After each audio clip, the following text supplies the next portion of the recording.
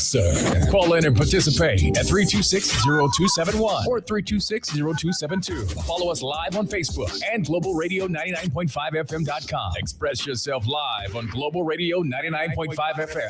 Good afternoon, Bahamas. This is Professor Sidney MacArthur Walter Thompson on the Global Radio Network 99.5 FM. This is a great day to be in the Commonwealth of the Bahamas, and our people have an opportunity to participate in the parliamentary process of this country. We've been doing it from 1729. There have been some changes over that period of time, almost 300 years.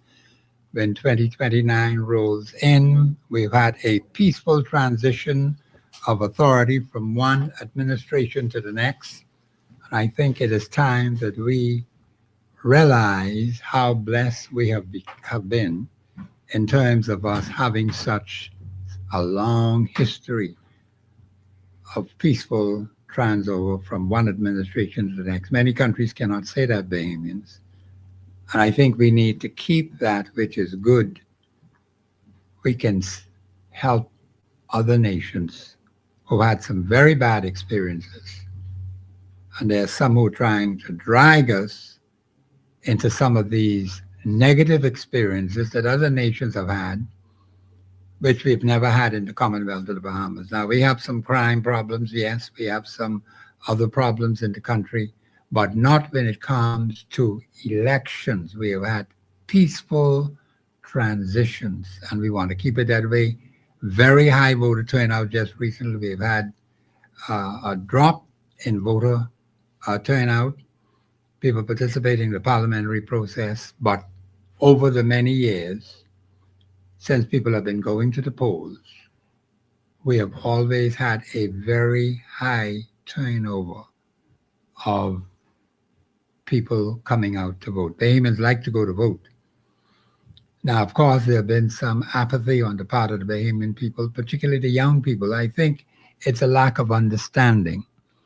We have to spend time to educate people so they can understand what is this parliamentary process is all about. Why do we need to go and cast a ballot?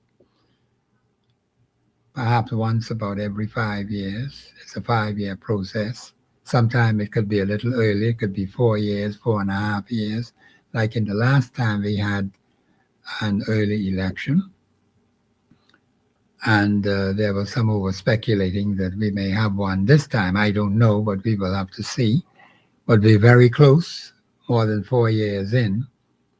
And I think it's time that we just prepare ourselves. Those who are not yet registered to vote, you should get on that register in your particular constituency so that you can participate in the parliamentary process. That is extremely important. And then, of course, you have to seek God's guidance and his instruction. There are times when we let upon that. We don't put enough effort. We don't put enough time into seeking God's guidance. We get all hooked up in what people say, what people think, what people do. You will have a lot of arguments being made. I call them wasted arguments. I think we can have constructive criticism. We can have constructive conversation because the country has its share of problems.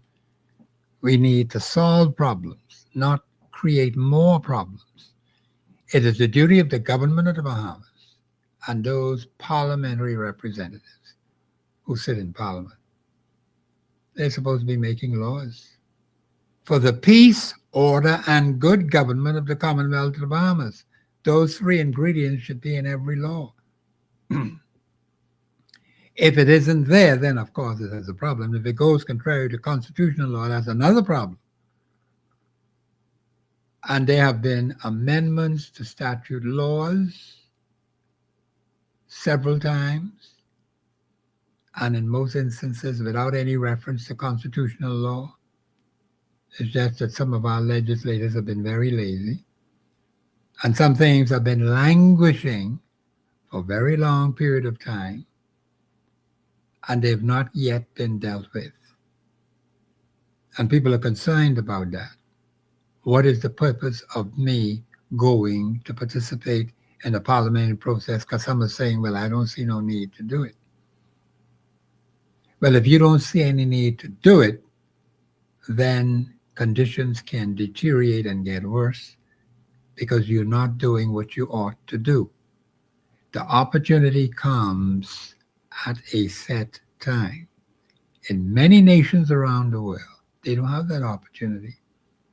They don't have the opportunity to go and cast a ballot or to stand in line to participate in the parliamentary process in a beautiful country like the Commonwealth of the Bahamas. And so you have these people interfered with while they're attempting to vote or standing in line. You've had violent outbreaks, boxes stolen, votes tampered with. And so there's a whole lot of confusion in many nations around the world when it comes to putting in a strong parliamentary process. Now, ours has some weaknesses. I think it could be strengthened. If we use our Constitution, we can strengthen it. If we go strictly by the Constitution, the process can be strengthened. But if we're going to make laws without reference to the Constitution, that's going to create all kinds of problems.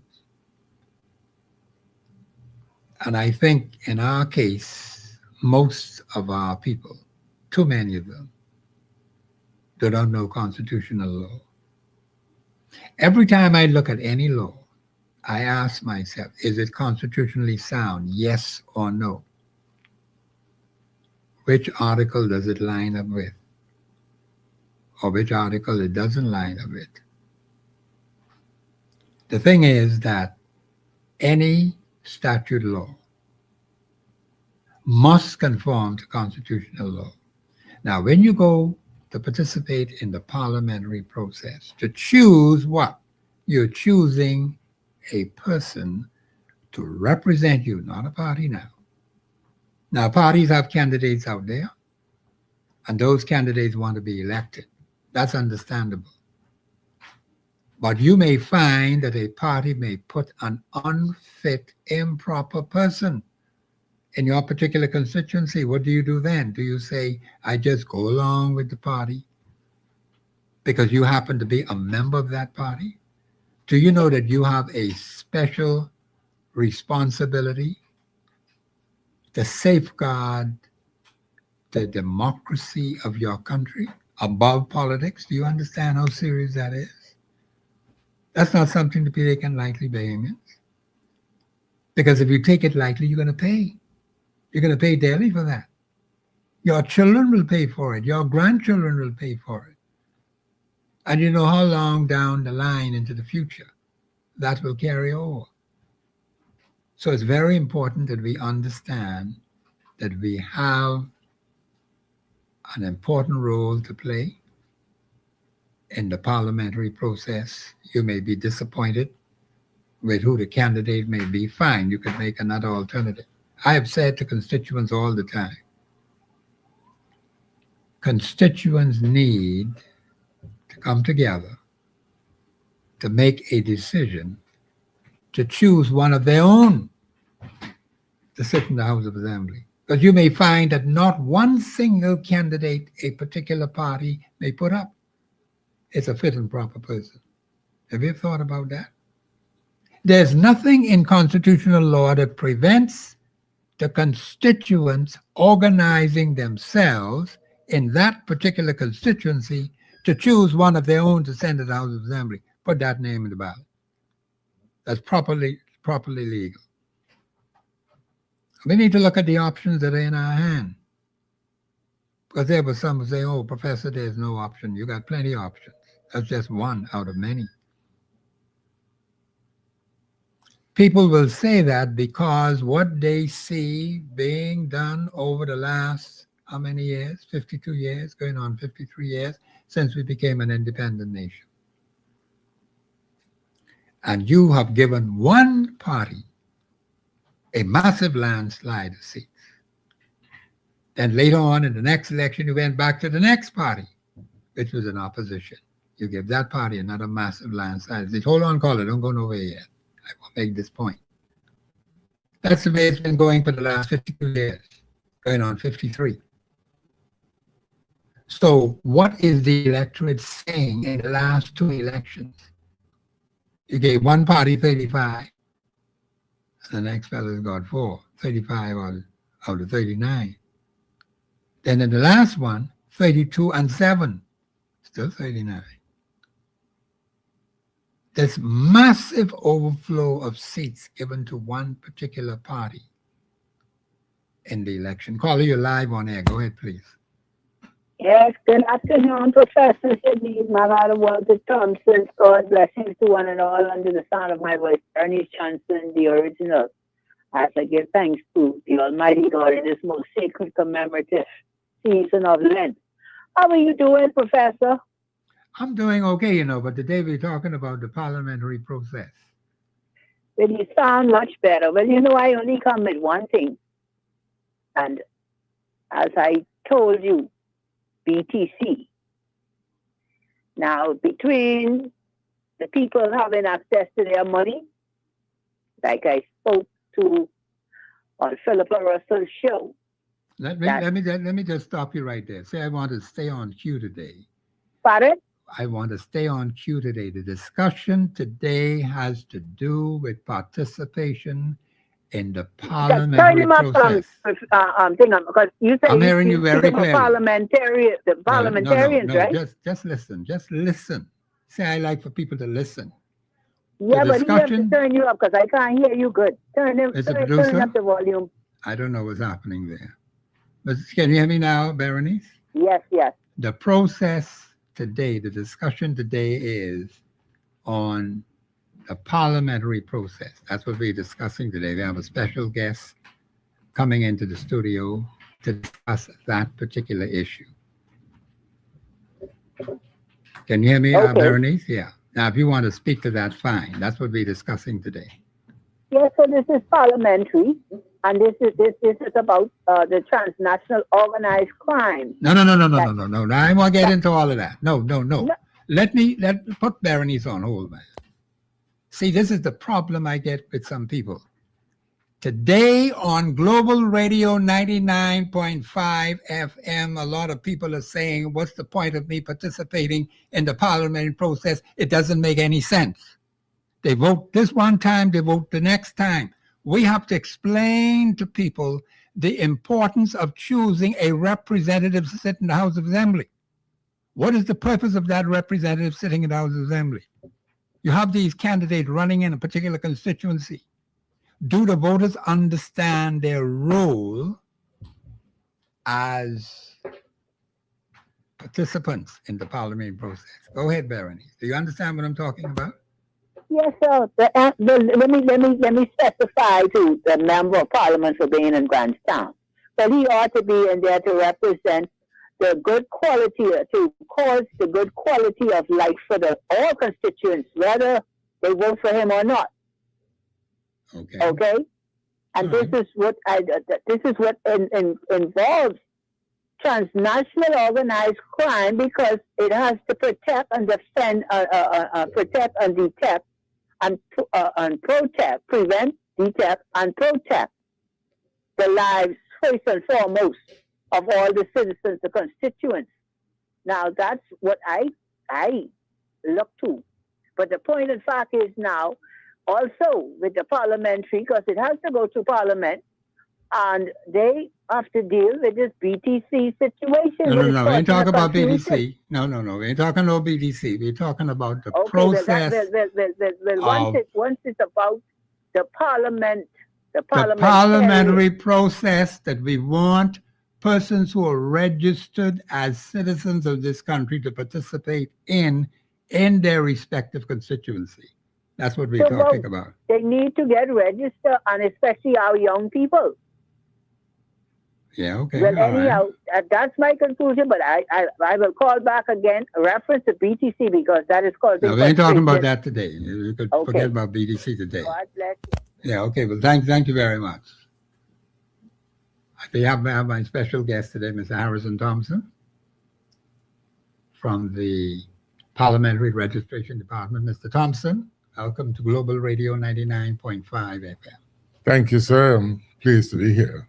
Well, I'm glad that you came, and I hope you didn't have much difficulty trying to find us.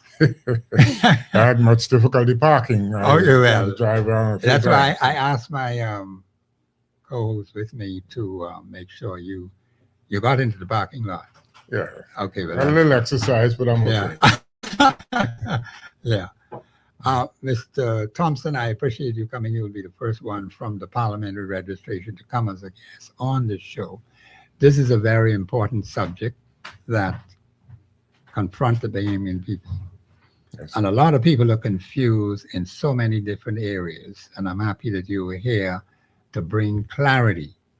And I think the best way to do it is explain it in simple, basic, fundamental language, as I do with the Constitution and other subjects, so that people can have the correct information. Without the correct information, they can't perform.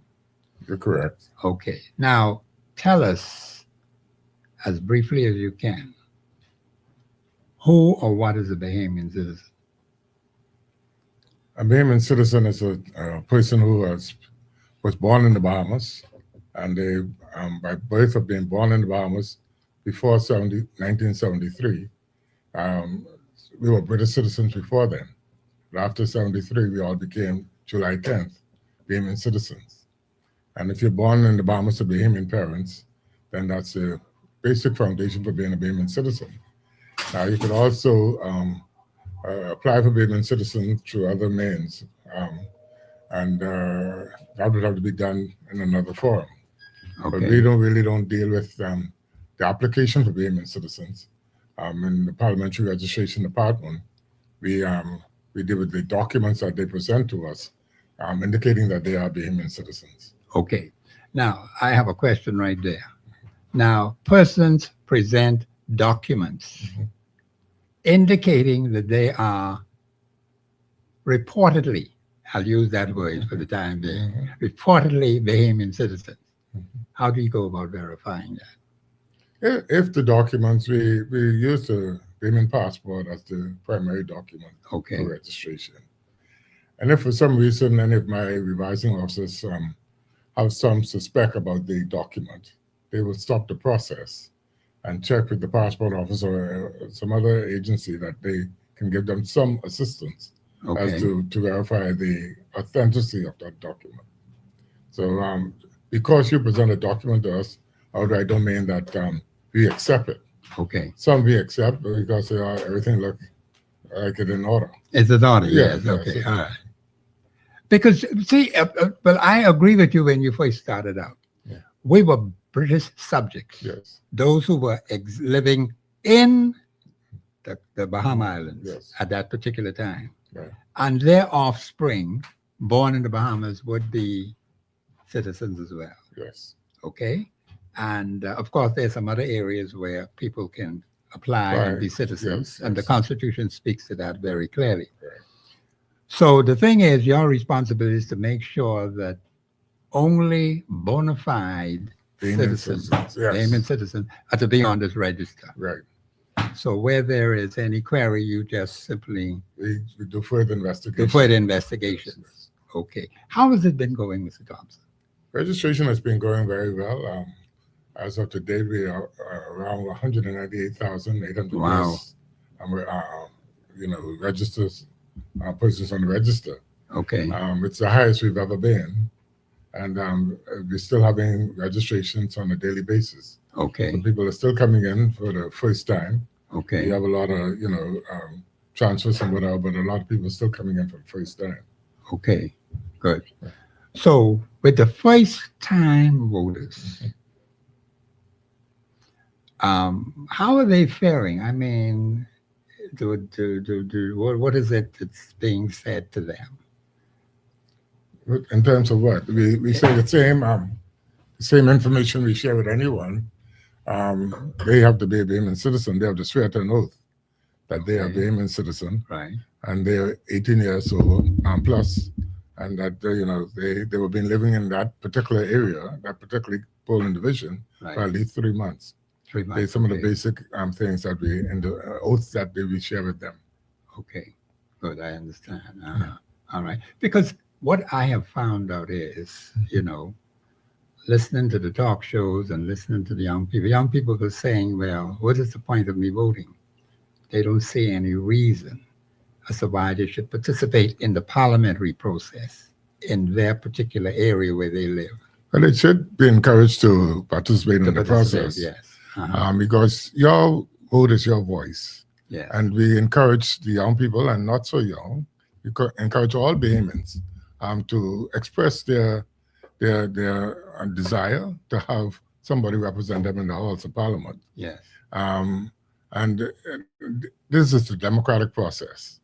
Plenty of countries don't have this opportunity to decide. I agree. Who they want to represent them in their halls of parliament. Yes. So I would encourage all and sundry who are eligible Bahamians to register and to exercise their vote when the elections are called.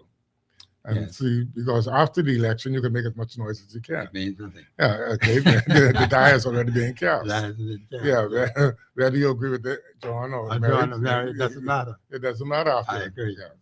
Well, ladies and gentlemen, in the Bahamas, we have Mr. Harrison Thompson, the Parliamentary Commissioner, on the show, and he's telling it to you as is. You're not yet on the register. You're a bona fide Bahamian. Please register in the constituency where you are living and be a part of the parliamentary process. As he himself said, and I've said many times on this radio station, many nations, millions and tens of millions of people do not have the opportunity to participate in the parliament. See how bright and sunny it is today, Brother Thompson? Absolutely.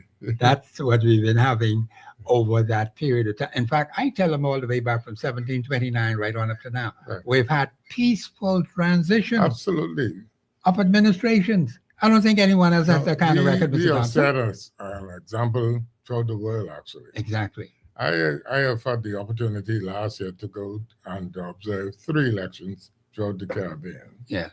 And what the standard we have in the Bahamas is far superior to all and sundry. Yes. And I don't want us to take it lightly. And although we're trying to enhance it, we still have a very good system. And I want the Bahamian people to be proud of what we have in the Bahamas. Yes. Yes. Okay. I think it needs to be said repeatedly to Bahamian, because the fact that people are getting false information, Mr. Thompson, causes a lot of confusion. And I say to people, well, what I try to do is get the facts, get the accurate information so we can pass that on to the people so they can have it. We believe in doing that on Global Radio Network 99.5 FM.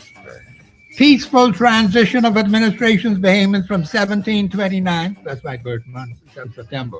That's why I remember it so well. Yeah, that's how I remember 1729. Right on up to 2026 Bahamians without firing one shot.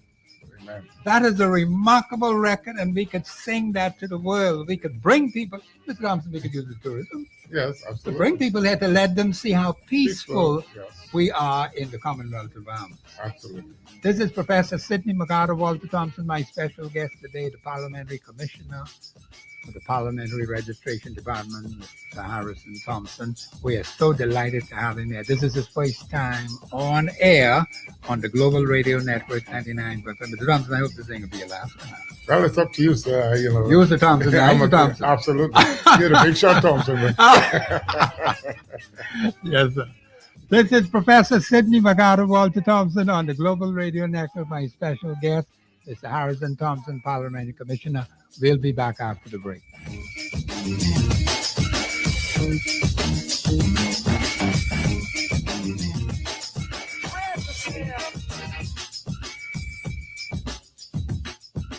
Express Yourself Live will return right after this. This is Lenny Green from The Quiet Storm, inviting you to join me tonight starting at 7 p.m. as I serve you that ear candy that you love, baby. I'm dropping all your favorite slow jams like this. Sunlight's gone, but the moon's so bright. Oh, I'm about to cruise down my Holland Drive. To even this.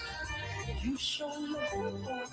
So lock in with me. It's the Quiet Storm, baby, on the Bahamas' #1 for R&B. It's Global 99.5 FM. Do you have video games and consoles for sale? What about lawn and garden tools, silver or gold? At Cash Whiz, they'll give you top dollar for them right now. Absolutely nobody puts money in your pockets quicker. So why be broke? If you need money right now, check out Cash Whiz downtown Bay Street and get cash on the spot. You can also save 70% on in-store purchases, tools, electronics, watches, and jewelry.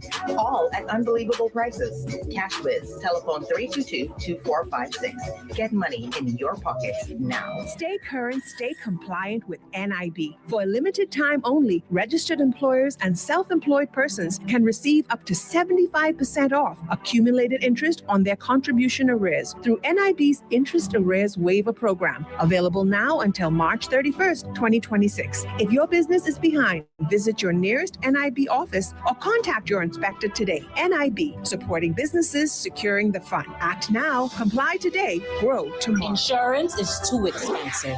I'm young and I don't need it. All insurances are the same. Let's bust these 3 common insurance myths. First, no, insurance doesn't have to break the bank. We offer plans that fit your budget. Second, accidents don't care how old you are. An accident can happen to anyone. Third, all policies are not equal.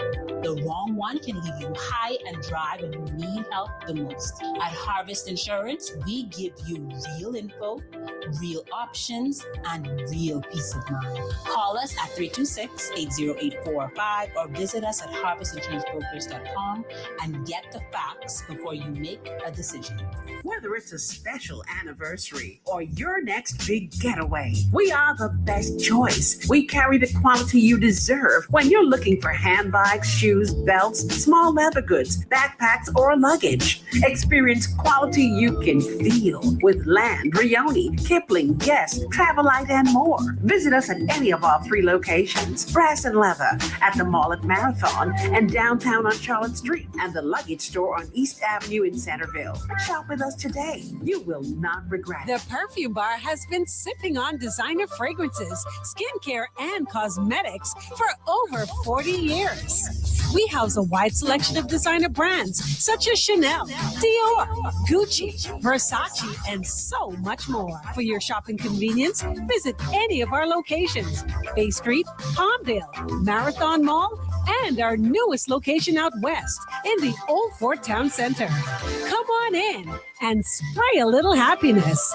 only at the Perfume Bar. Wise Bahamian shoppers know when times are hard and things are tough, it's more sensible and convenient to shop at YCares Fashion Center. YCares has slashed prices on brand name clothing and shoes by up to 50%, including academics, Clarks, Polo, 100 of jeans and techie pants, and as much as 70% on selected items. Choose from a large selection of beds, sheets, rugs, and towels, all at affordable prices. YCares on 3 locations to serve you: Bahama Avenue, French Charles, and East Street South near the Sir Charles Hotel. YCares, where you can afford to look good. From South Beach to Bay Street. I'm pleased, I really dig your company. It's your chance to join the discussion of today's issue. Let your voice be heard. Speak your mind and express yourself. Call in and participate at 326-0271 or 326-0272. WhatsApp us your concerns on 809-2310. Follow us live on Facebook and globalradio99.5fm.com. Express yourself.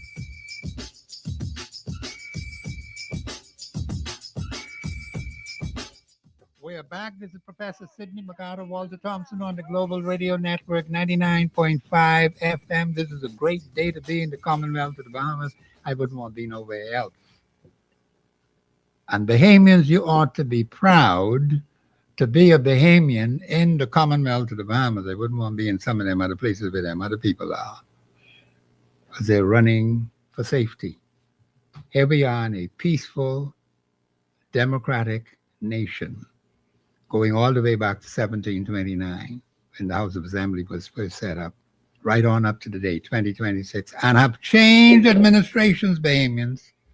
Don't let anyone mess up this record that we have, because there are some people who are trying to push these Bahamian people in the wrong direction. We know how to change things without using violence. And that is a good thing we've been doing over the years. And sometimes people get a little uptight.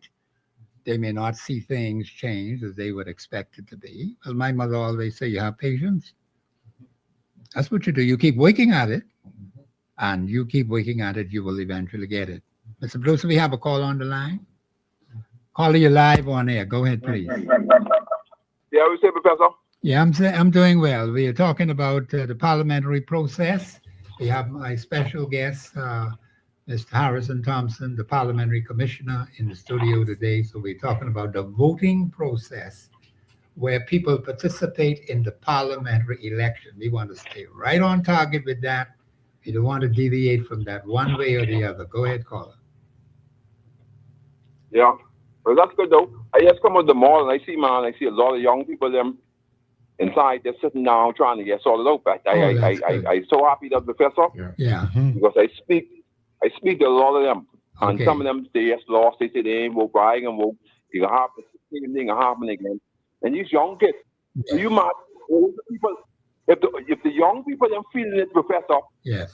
Why the older people them sitting down and playing like they head ain't no good?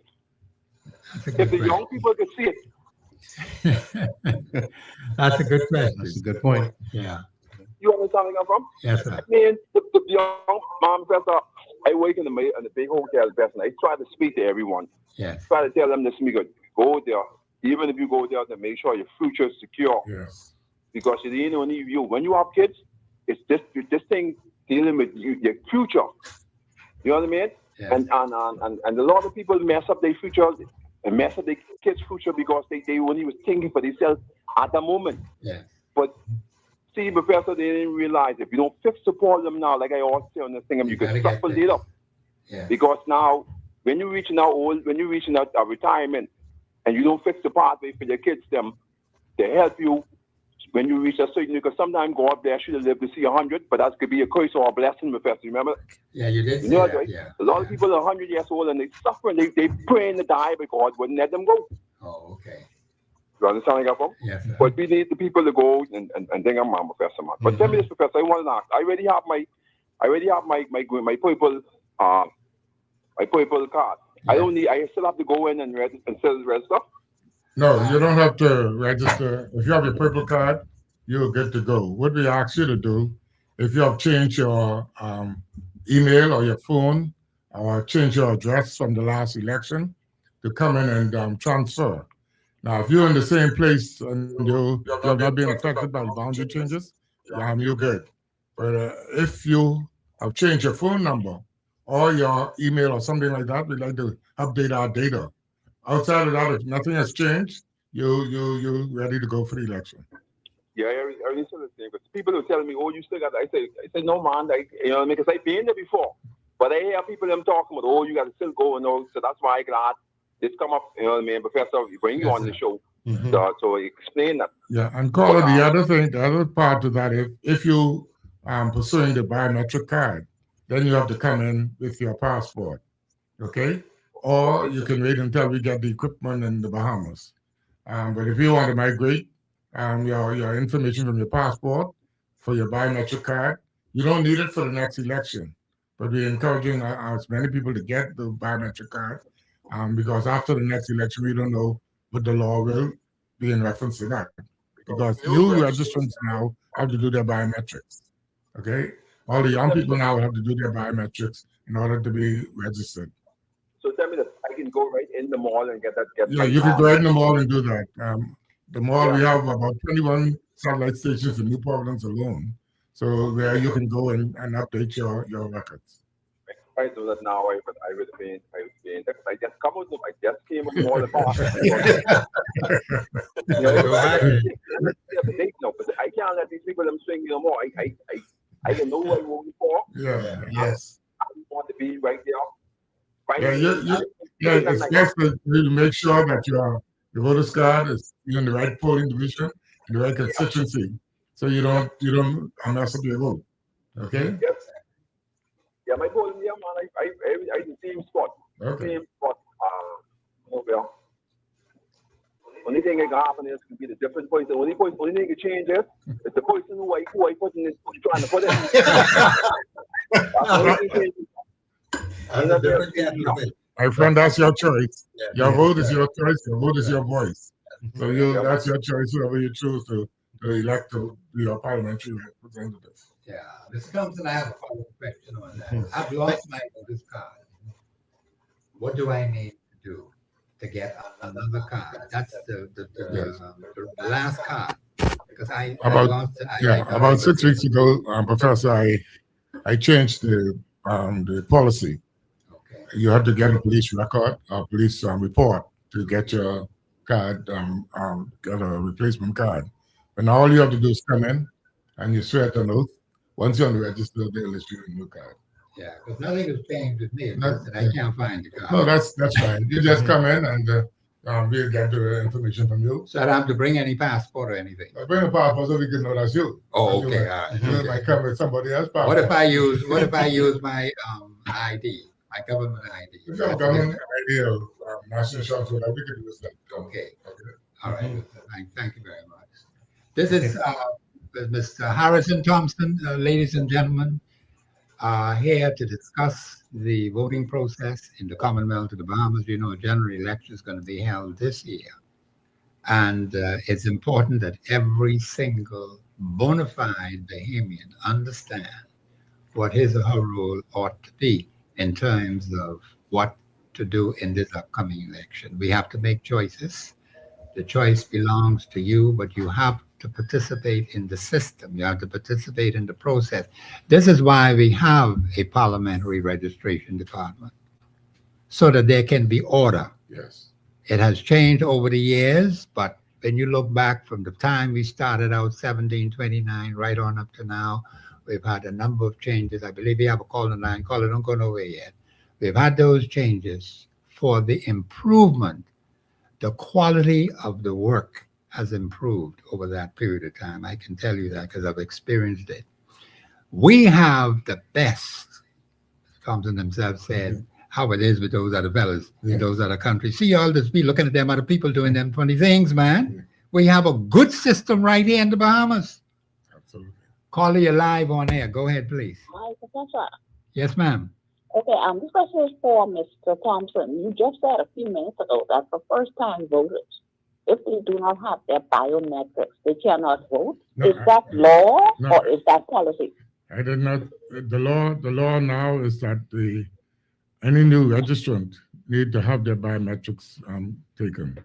Okay, that is the law now that was passed in the House last year. So how is it that persons who have the purple card don't need to have their biometrics done? The policy makers have decided this year, this election. That's law. Oh, No, that's you have to make what up I our meant. mind. You asked a question. You want me to answer? I'll call again the commissioner the opportunity. The policymakers, this year, we would be using both the purple card and the biometric card, as the case might be. Those who have the purple card and don't desire to have their biometric at this time, those who are on the register now, they can vote with the purple card.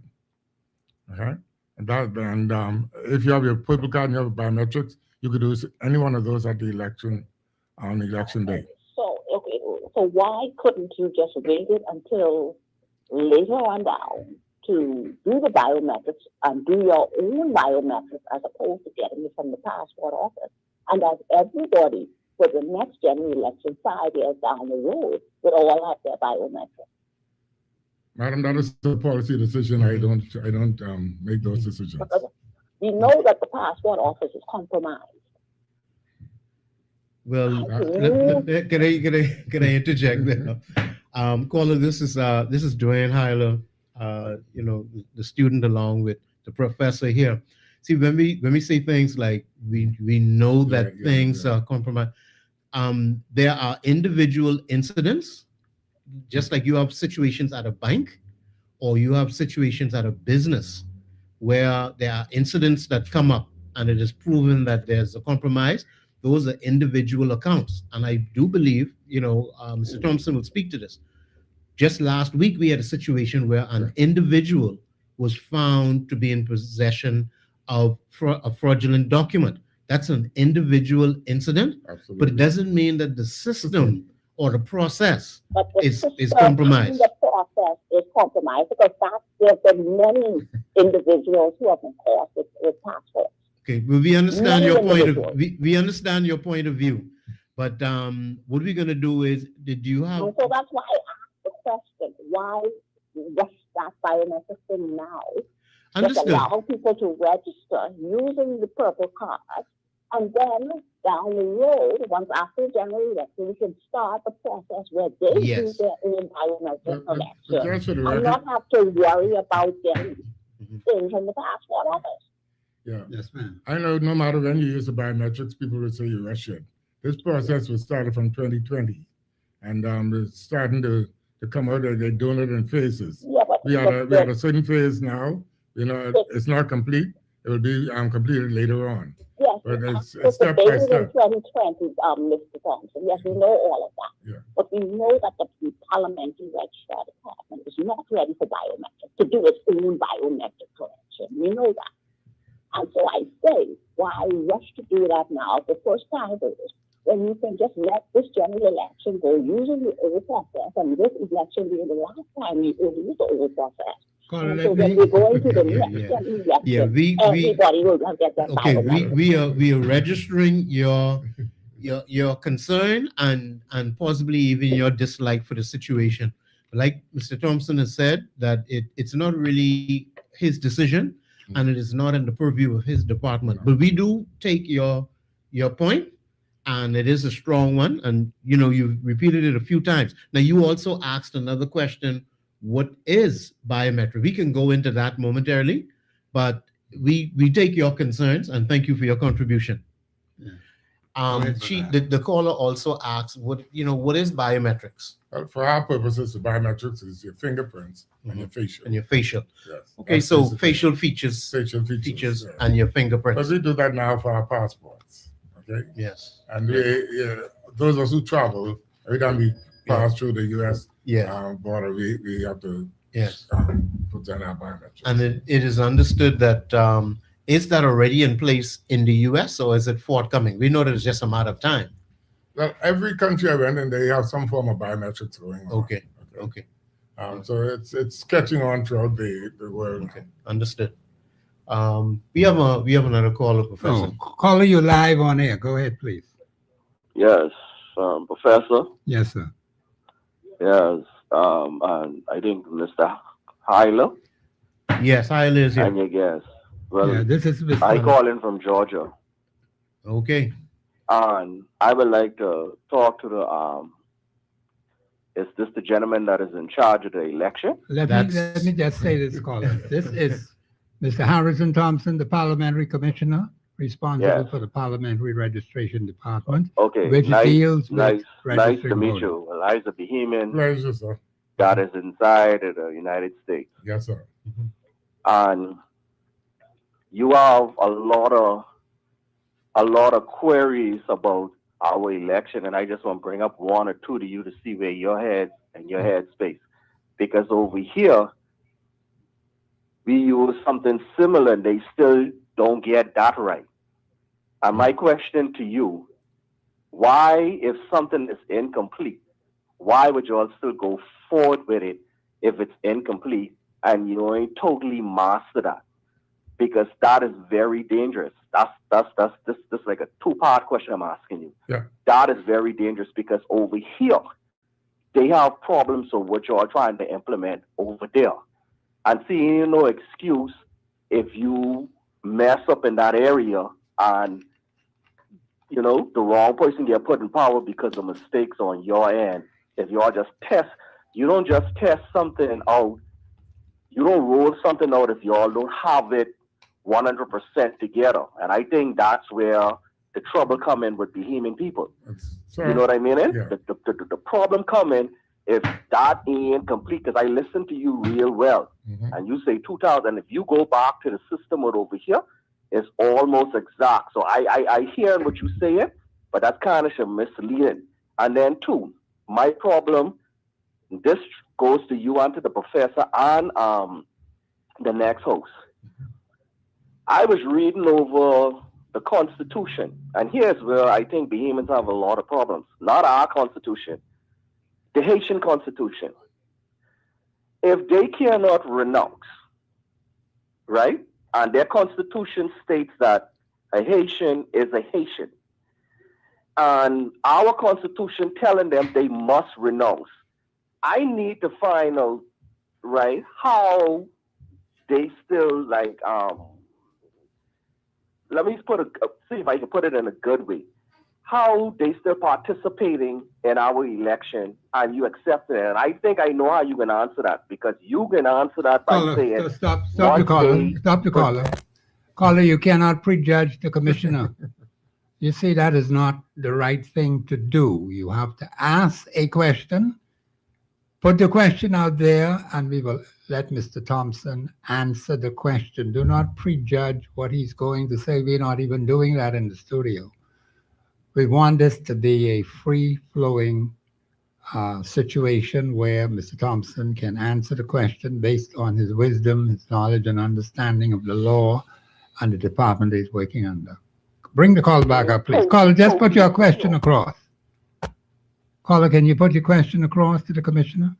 Yes, that's what I'm saying. I asking him right now, is the biometric system what we trying to implement right now, to your liking, sir, is you feel confident that's 100% proof that we should be rolling it out right now? Or you think we should wait till we get it together, get it right, and then come with it? Okay. Caller, let me respond this way, sir. The system that we are dealing with, the biometric system, is not being rolled out completely. We're dealing with the purple cards that we used in 2017 and 2021. That's the basic card that will be used in the upcoming election. Those who apply for the biometrics will have a biometric card. They could use that at the election, or they could use the purple card. So the biometrics card is not fully in place yet, and that's why we're dealing with the purple cards for the next election. The biometric card will be optional. So you mentioned about the United States. I'm not sure where you're going with that, but we would be using the purple card as the main voting document for the upcoming election. Okay. The next question, what I ask, and then I can leave on that. And you could answer it to your best ability, like what the professor said. I can't preempt what I think you can say, which is fair. But I'm asking, do you agree that, no, let me don't say do you agree. Let me frame that differently to be fair with you. My concern right now, and our voting right now in this critical time and what's going on in the Bahamas, do you feel right now, based on who voted in our election, do they have the right to vote in this election? And I say it as calm and as cool as I could say that. Based on what our Constitution says and their Constitution says, right? And forgive me if I preamble you saying, well, I think this is what you can answer, because I think I heard you on another radio station saying, once they present a passport, you know what I mean? That's why I said what I said. But if you look at what the law says, and I go in by this out of the mouth of professor, what the professor said. So I know he's stopping me here and there, but I shooting what he said. They wasn't supposed to be voting in our election. I regurgitating what he said, who's sitting on the side of you. So I putting it in the front of you now, and then I can leave you on that. Do you, as the man who was in charge of our election, do you all look at things like that? Or do you all just look at the presentings of people who bring in the passport and you say, once they have a passport and once they have a voter's card, you all have to accept that? Yeah, I think you missed the first part of the program, sir. Thank you for your contribution. I said that if my revising officers find anything contrary with the passport or whatever documents they bring in, we delay the process and do some research before we deal with those persons. But rest assured that everyone who is registered have the human rights, the human citizenship to register. Now, I believe he may have missed the first part, because you did emphasize that at the very beginning of the show. Yes. That if there's any query, hold on, caller, don't go nowhere. If there's any query, your department would simply put a hold on that, check that out, before you go further with it. Absolutely, absolutely. Caller, you're live on air. Go ahead, please. Caller, are you there? Hello, how are you? Yeah, go ahead, caller, quickly. Yes, good day, Professor. Good thank day, you. Mr. Thompson. Good day, sir. So I just wanted to know, I know in the media, it is being said, I don't know, allegedly, right, that the ballots from 2017 and 2021 were recently destroyed. Is that in fact something that is accurate, or that is just misinformation spewed to the public? I don't know what they mean recently. The ballots are destroyed 6 months after the election if there's no election court. So when you talk about recently, I'm not sure what they're talking about. But 6 months after elections, the ballots are destroyed. If there's no election court, if there's no election. Right. No discrepancy. So okay. I think I saw something on social media also. If you have another question, hold just a moment. Now, the by-election, did you all recently destroy the ballots from that last election as yet? No, from Golden Gates? From Golden Isles. No, not as yet. No, not as yet. The 6 Because months it hasn't been, that time hasn't they are passed. secured. Okay. They are secured. The gentleman is asking because something on social media, Mr. I don't know if you've seen this. I don't know if you heard this. No, Have you heard? I haven't even heard it. What? No.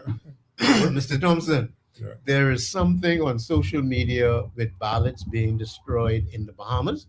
And the way it's being presented, it seems like the ballots from the last election, 2021, was just destroyed recently. There was something, but that's not the case. That's not the case. But that's very important to know. Yeah, that's not the case. That's very important to know. But let me just say to the general public, you're going to have a lot of misinformation out there because this is a general election season, and unfortunately, people abuse their freedom of expression to disseminate information. My job is to disseminate accurate and precise information.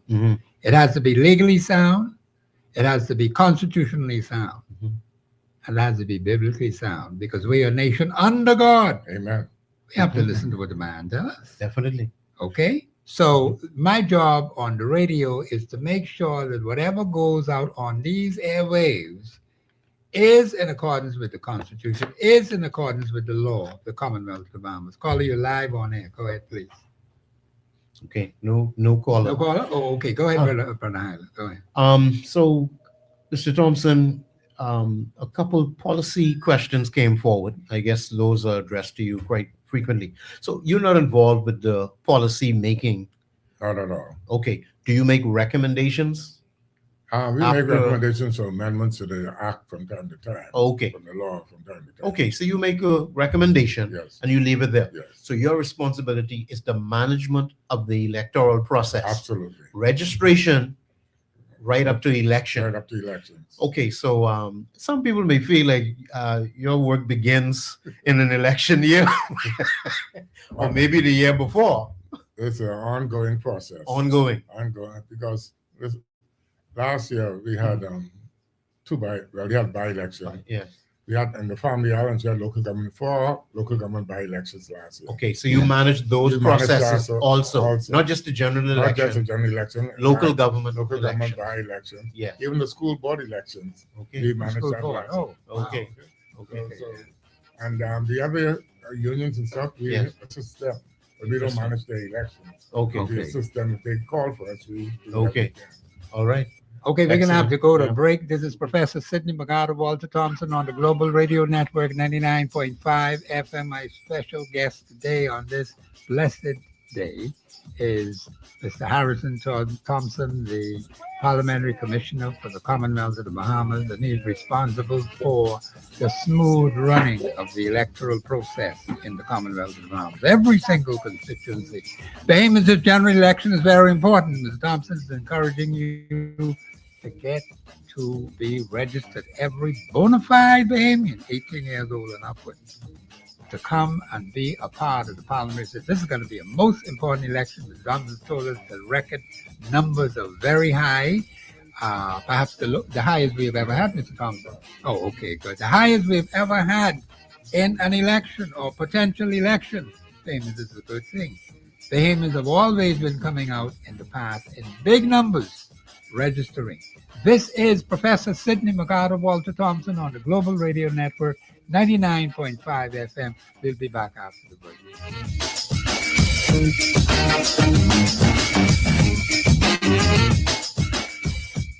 Express Yourself Live will return right after this. Y'all know what time it is. Catch the Jeff Fox Show on the afternoon drive. Weekdays from 3 p.m. to 7 p.m. 99.5. Are you a Bahamian college or university student with strong research in an economics, finance, or business-related topic? The Central Bank of the Bahamas invites you to enter the T. Baswell Donaldson Research Competition for a chance to win up to $20,000. Top finalists will also be selected to participate in the Summer Research Seminar organized by the Central Bank. Submission deadline is April 30th, 2026. For more details, email exr@centralbankbahamas.com. Comfort Suites Paradise Island sale is here, starting at $125 per night, plus taxes and fees for single or double occupancy. Limited inventory is available and blackout dates apply. Advanced booking is required, and Comfort Suites is offering free food and beverage credit up to $50 based on length of stay and redeemable at Crusoe's Restaurant and Splash Pool Bar. VAT and gratuity is not included. All guests of Comfort Suites receives complimentary use of Atlantis, including Aquaventure Water Park, daily complimentary full American buffet breakfast, free Wi-Fi and free parking. Of course, kids 11 and under stay free in room with a parent and eat free at Crusoe's Restaurant with each paying adult. Go ahead. Call 605-6300-363-3680 or WhatsApp 55-SUITE. That's 557-8483. Offer valid through February 28th. Comfort Suites, Paradise Island, offering comforting days and sweet nights.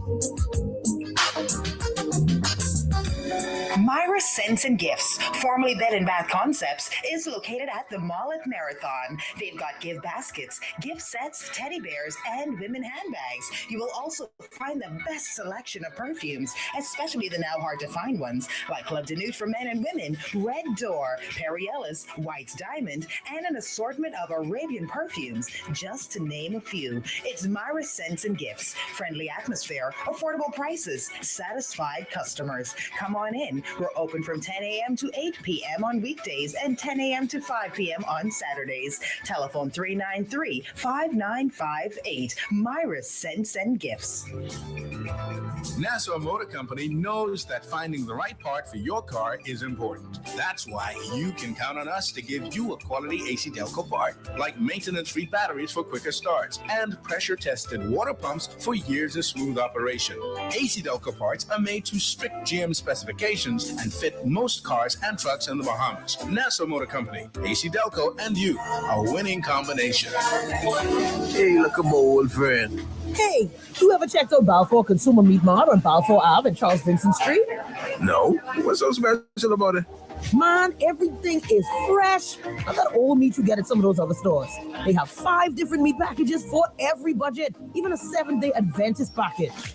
No, man, you say Balfour Consumer Meat Mart. Yeah, man. Plus, fresh produce, great prices, and even items you wouldn't find anywhere else. Yeah, man, that sounded like my type of place. Sound like Balfour Consumer Meat Mart really doing their thing. Listen, they are clean, organized, and not staffed. Super friendly. You can even WhatsApp your order to 544-1515 or call 326-4702. And they offer free shipping to the Family Islands. Now that's what I'm talking about. I have to go check them out today. Freshness, value, and service. All waiting for you at Balfour Consumer Meat Mart. Bahamas Liquidation and Auction Center has launched an online auction website. Now you can browse, cast your bid, and win amazing items like some of these winners. I just won this blender for $55 on BahamasLiquidation.com. I want this suitcase set for $100 at BahamasLiquidation.com. And now it's your turn. Simply grab your laptop or smart device and log on to BahamasLiquidation.com. Once you reach the main webpage, click on the My Account option where you can go to register. After filling in the necessary information, hit register and you're good to go. Happy bidding! Please have your credit card on hand, as the winning bidder is responsible to pay for the winning items within 30 minutes of the auction closing. The winner must collect the items in store within 24 hours after the auction is closed. Please note that a 3.5% service charge will be added to your winning bid amount at checkout. I want this HP laptop for $120 at BahamasLiquidation.com. I won this magic bullet for only $35 at BahamasLiquidation.com. Bahamas Liquidation Auction Center, where you say hello to goodbye. From Cable Beach to Montague, it's your chance to join the discussion of today's issue. Let your voice be heard. Speak your mind and express yourself. Call in and participate at 326-02.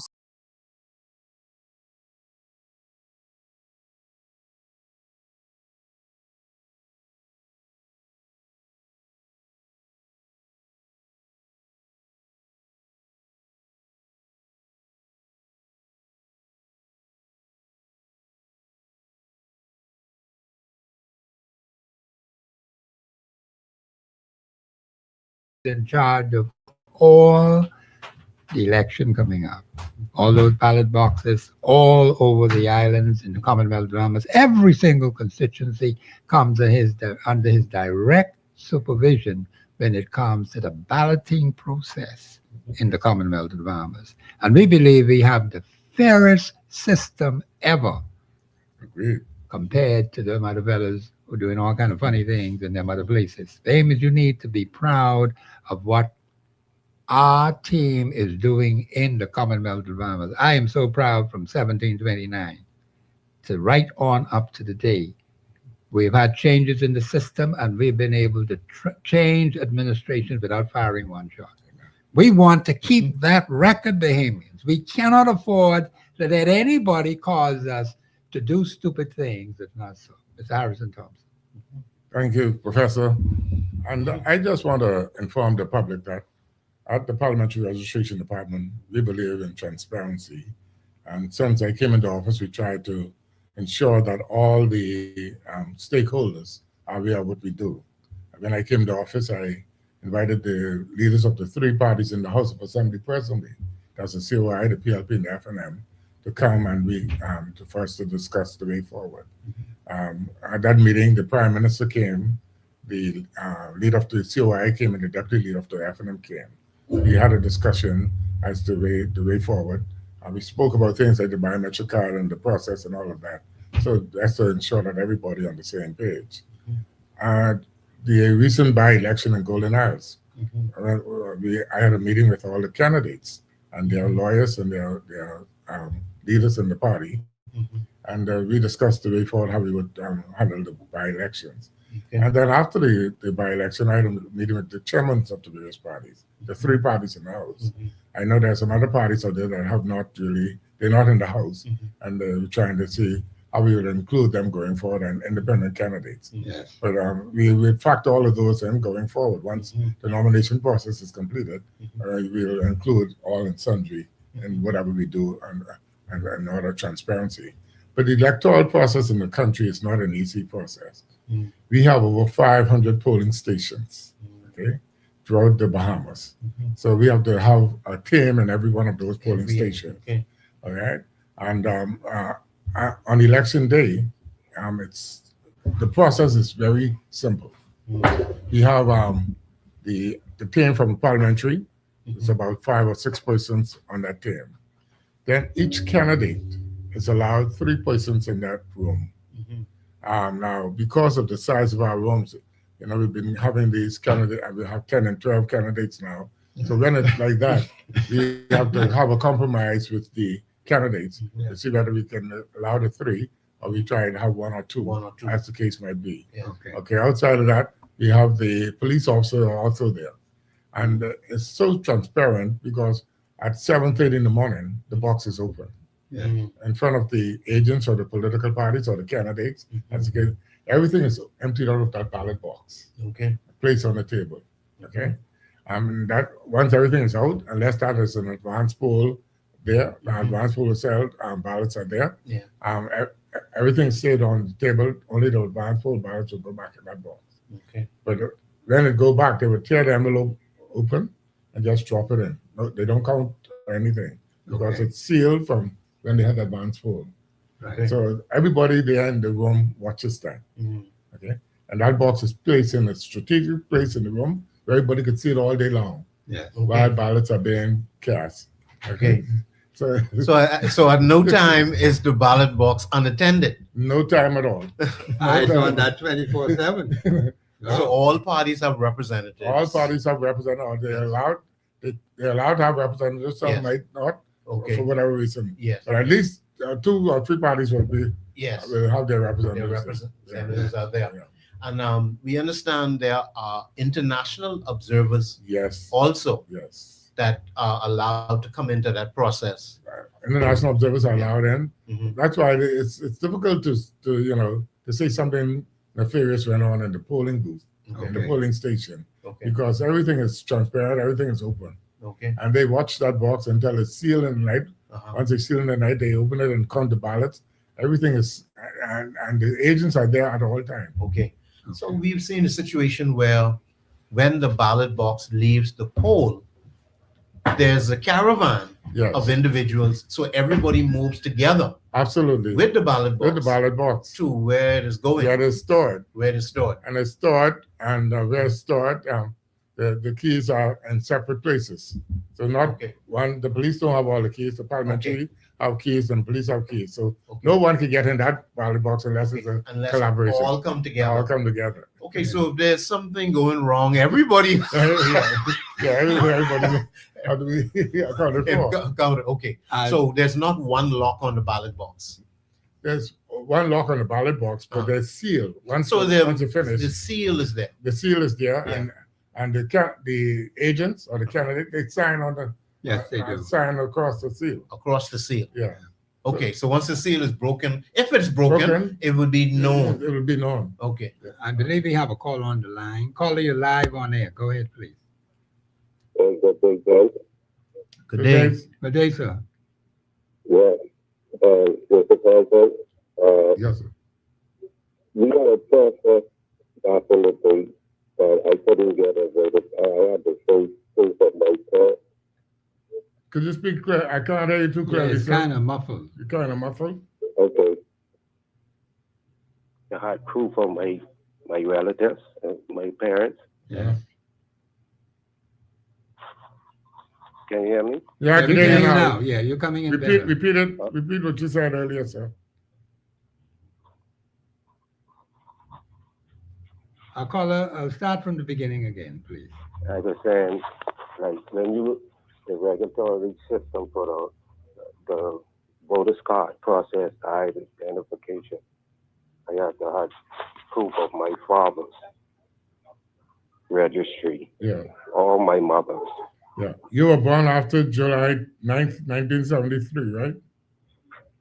Both of my parents was. I was born mid-70s. Your parents was born after July 9th also. Yeah, okay. Yeah. So we would need their proof of that. We have to connect it to the Bahamian citizenship. And being born after 73, just a birth certificate wouldn't allow you to don't automatically make you a Bahamian citizen. That's correct. See, when we're saying the citizenship, we got some clone paper Bahamians in Grand Bahama. I see they selling a lot of properties and they come and providing it and saying they owning them. But my father warned me about that was coming. And then his cousins are independent. They was getting it together, but we was a young country, fella. We was a young country and to sell properties and they bossy with it in Grand Bahama now. Yeah, well, that's out of my purview, so I don't know if the professor could respond. I mean, to that. the identification process with the voter's card. That's a form of ID. Well, I think what Mr. Thompson is saying is it's a policy decision that the cabinet or the executive branch would have made, not necessarily this one, but prior. It would have been established that there's a certain process that you would have to follow once you're in that situation. And you can find your way to having everything sorted out, but you have to follow and be guided by that process. Now, for Mr. Thompson only comes in his capacity as commissioner after you sorted out that process and the paperwork is complete. That's when he gets involved and his department can now register you or make a recommendation as to what you need to do to secure those documents. But there's nothing more that he could do from where he sits. I would like if we could recommend some supervision, because we're gonna have a lot of people that is not genuine being voting in this election. I would like to hear his opinion. He's a being. I don't know why. Well, if you have the facts, you see, if you have facts that they're not behaving, I would invite you to report to the police or report it to us. Exactly. And we'd investigate. But you have to have the facts. You can't just speculate. I'm telling you, and we need to hire some more of them in Grand Bahama too, because we're getting overtaken. Caller, did you hear? Caller, listen carefully now, because I know we were trying to discuss this before.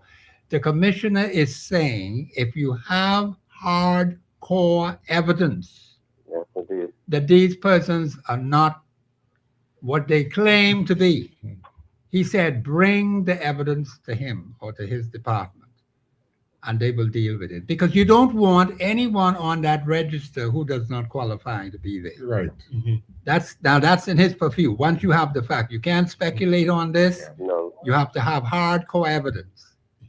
Did you get that, caller? Well, I've been registered in the process. They pulled some record, but I still have some feeling it's a great number. And that crash in Bahamas. So what are you saying is once you have the evidence, you got to get the evidence, caller. It's there. Problem. Okay, so once you say the evidence is there, then you present it. That's the next step for you to do. That's what I'm trying to do, Yeah. and I'm seeking you gentlemen's help. That's what I'm doing. Okay. So I am going to continue to listen to you guys and your help. Thank you very much for expressing your concern. Right. And we don't want to discourage anybody from expressing that concern. No, that's not. But you have to take the advice and follow the steps needed to get where you need to get. Now, other than that, we've expressed what is going on at the polling stations themselves. Mr. Thompson, how do you put together the many islands, rocks, and keys? Because the voters are spread to every corner of the Bahamas. How is that information all coming back to you? And how do you make these stations available and accessible to each Bahamian citizen? In the family islands, we have the family island administrators who assist us in the process. Okay. And they would identify areas in the family islands where the process could take place. Okay. That would be favorable to the population at large. Okay. And that's why we run up with over 500 polling stations throughout the nation. Throughout the nation. Okay. In New Providence, we have returning officers. We appoint them, and I've appointed just about every returning officer already. Okay. They're starting to do their work to get ready for elections. Excellent. Okay, we do have a caller on the line. Caller, you live on the air. Good afternoon, gents. How are you? Hey, doing well today. Yeah, we can hear you clearly. Okay, I can hear you. Question. I heard Mr. Thompson speak about the oath. Is he able to say how the oath goes, or what's the statement with the oath? What do you mean, for registration? Yes, sir. The general information is that you are a Bahamian citizen, you're 18 years of age, and that you were living in that particular polling division or constituency for about 3 months. You say your name, you say where you live, and indicate that then you swear to an oath to that effect. And you provide ID as well. Yeah. You provide identification. You can. We ask you to bring a passport if you have a Bahamian passport. Bring your Bahamian passport or some documentation that could verify that you're a Bahamian. Now, everybody don't have a passport. We realize that. If you come with a birth certificate and you need an ID or something else to go along with that. But we try not to turn away anybody, and if you're not comfortable with what you present, we ask you to wait a while. We do our due diligence, and then we get back to you. Okay, so swearing of the oath and the presentation of the documents is, I guess, satisfaction that you read and understand the process and Well, everything is in English, and you have to swear in English. So that should mitigate a lot of things that you hear out there. okay.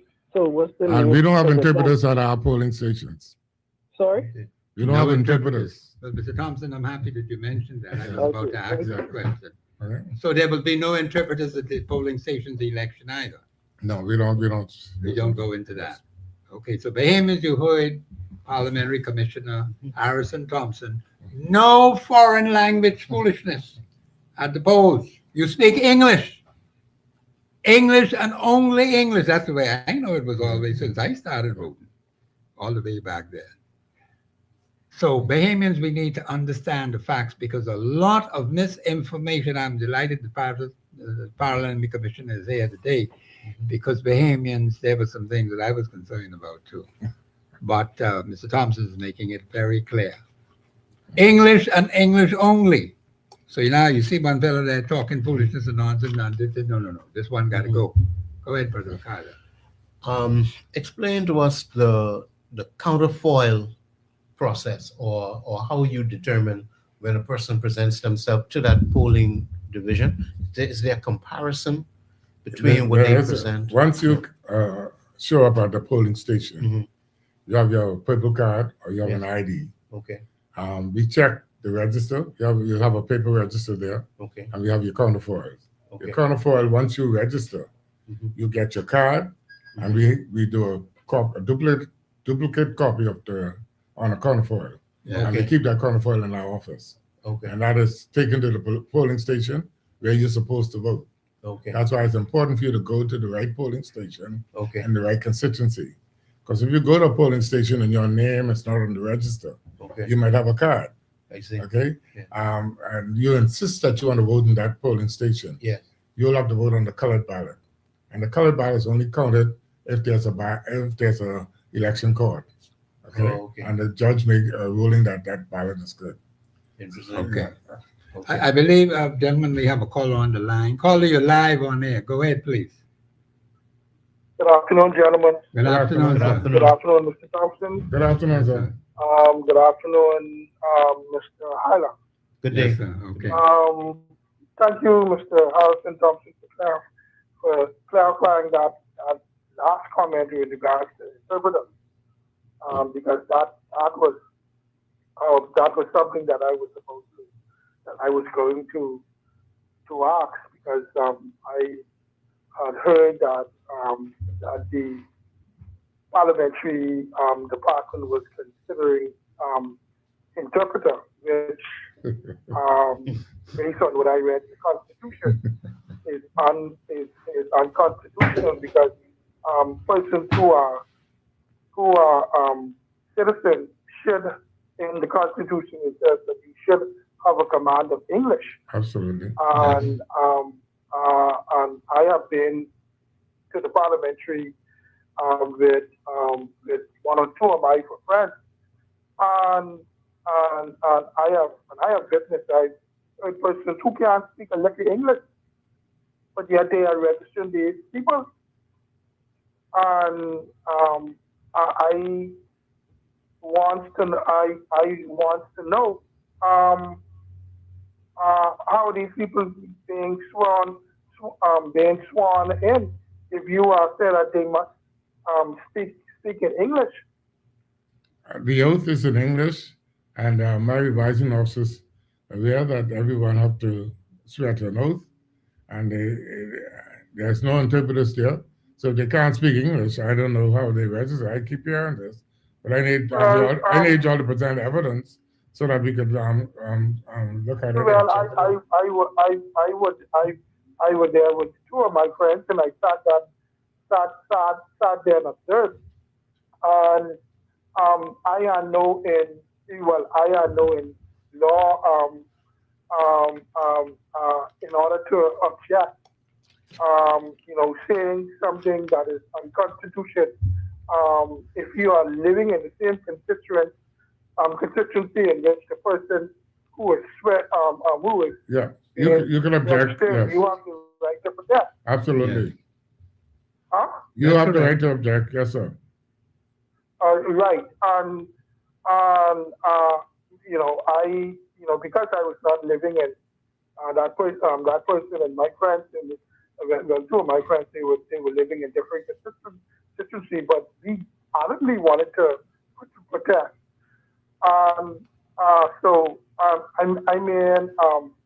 Also too another question.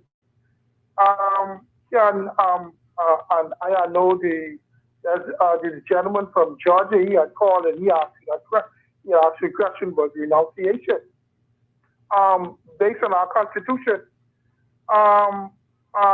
in order to become a citizen, you have to be able to renounce.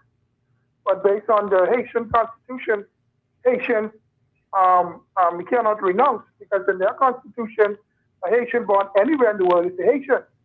And in order to become a citizen of the Bahamas, you must be able to renounce. So how are these people getting, how are these people getting sworn in when I believe you had been to an earlier show in the afternoon where you clearly stated that Haitians can't renounce.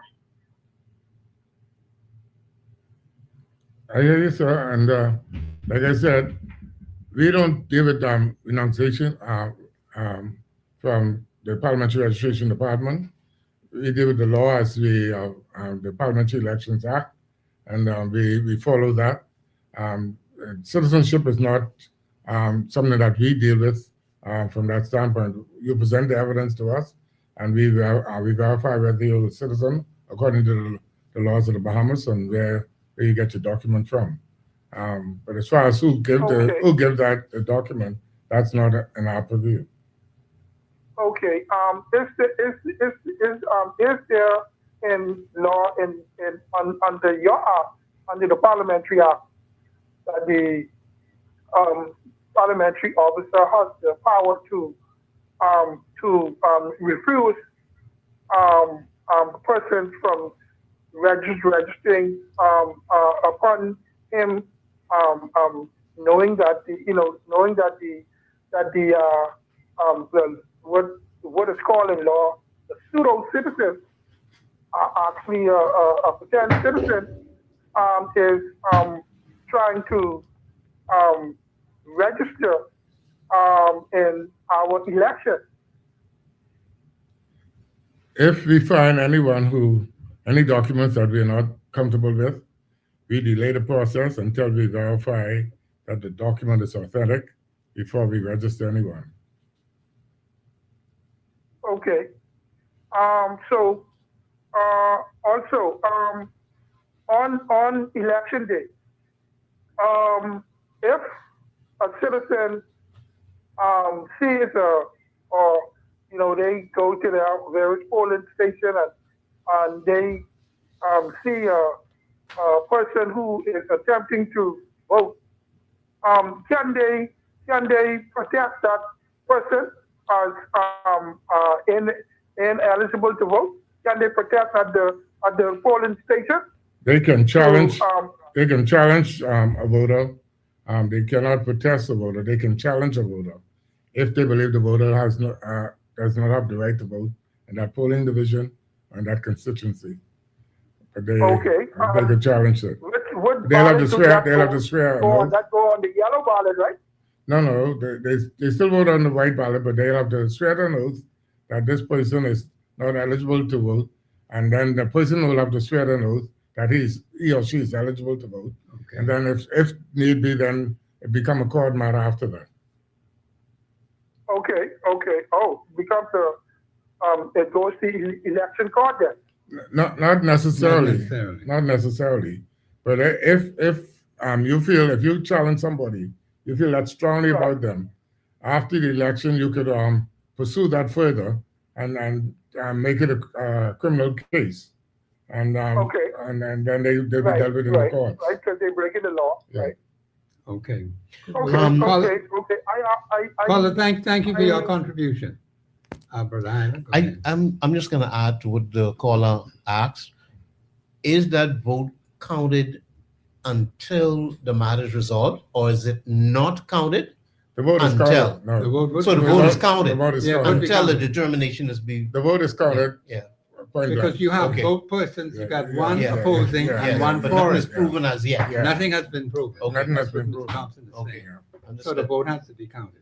Okay. If it is determined that the person was not eligible, But Then that's a court matter. That's a court That is a court matter. matter. That has to go to the court. all right.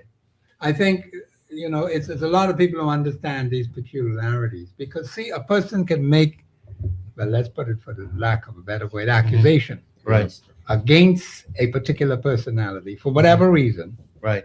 and trying to stop that process from going forward. But it would Understood. still be counted, Mhm. as Mr. Thompson said. And, you got one opposing side on the Understood. other opposing side. I believe you have a caller, Mr. Producer. Caller, you're live on air. Go ahead, please. Hi, good afternoon, Professor Thompson, Yes, sir. How are you? and to all of the gentlemen in the room. Yes, Good sir. afternoon. Good day. Good day. Yes, sir. I could state emphatically that in passing through the Mall at Marathon to one of the polling stations, or that's probably the registry area, I have seen a person that is giving information to another person who does not speak English. I've seen it myself. Outside of that, I've also heard where a young man said he went into the voters registry office, and all he saw in the registry office was a bunch of Haitians, and he was wondering what's going on in this country because this doesn't make sense and it doesn't look right.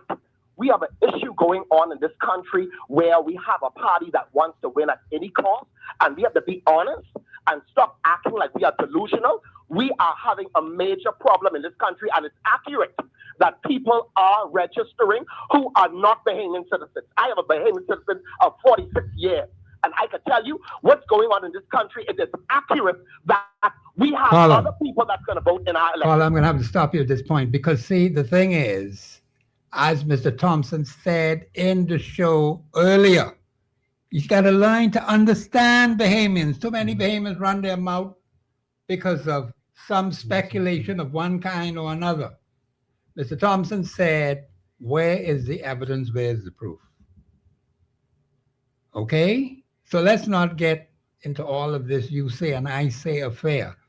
I've asked on this show too for people to bring hardcore evidence. And it is so difficult to get people to understand that. People like to go with what they hear. Oh, I heard someone told me this. I saw that. Where's the evidence? You mean all these cameras around here? You ain't got no camera? All these videos around here? But come on, Bahamians, what are we saying? We cannot, Mr. Thompson has said clearly, we cannot go on speculation. There has to be hardcore evidence. That is important, Bahamians. That's how we can take the matter forward. But Hyla, go ahead. Yeah, going on to, we have a few comments on Facebook, and the concerns are pretty much the same as what we are discussing right now. Yes. Ms. Bethel is saying or asking, is it true that when you verify now that you are registering for the next election with the biometrics also? No, we don't know when the next election. I mean, the election For coming up. this one, when you register, I say for the next general election. yeah, That's the one coming up. yeah. So they're asking if you also registering, or I guess if you get the biometric card, you're also in the same process prepared for the next. If you have the biometric card, you Yeah. could use that, like I said earlier, or your purple card for the next election. Right. So if you have both, you're in good shape. Yeah, Okay. Okay, so you go into a No, we're break going to have now, to go to Professor? break. I hear the music in my ear, so I'm going to have to stop here. This is Professor Sidney McCarter, Walter Thompson on the Global Radio Network, 99.5 FM. We have my special guest, Mr. Harrison Thompson, Parliamentary Commissioner for the Commonwealth of the Bahamas and Bahamians. This is a tough job that he has. I can see how tough it can be. But Bahamians, that's just the way things are in the Commonwealth of the Bahamas. People are going to come up with all kinds of things. And so I've heard it, and I'm sure others have heard it too. but we have to have proof of what we say, Bahamians. If there's no proof, what can I go with? I've asked for proof too, but very, very few people have any bring proof. But they got all kind of talk, man. I can't wake on no hearsay, no gossip, no rumor, no hearsay. It ain't waking. Let me shut up. This is Professor Sidney McGarta Walter Thompson on the Global Radio Network, 99.5 FM. We'll go to a break.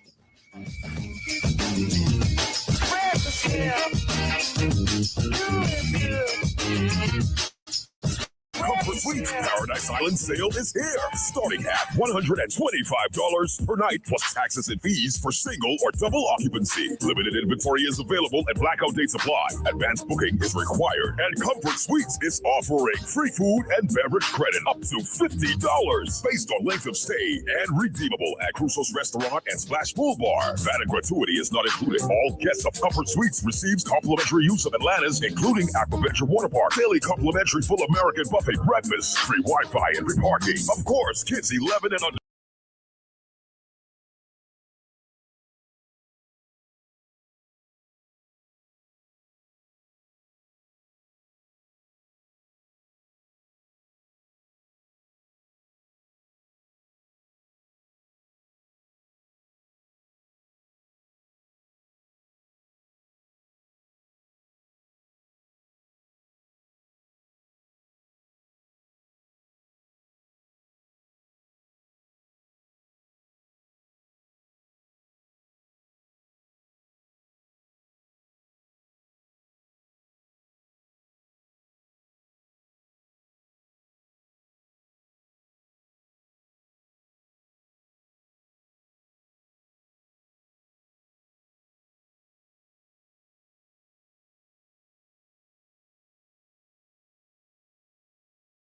Gold at Cash Wiz. They'll give you top dollar for them right now. Absolutely nobody puts money in your pockets quicker. So why be broke? If you need money right now, check out Cash Wiz downtown Bay Street and get cash on the spot. You can also save 70% on in-store purchases. Tools.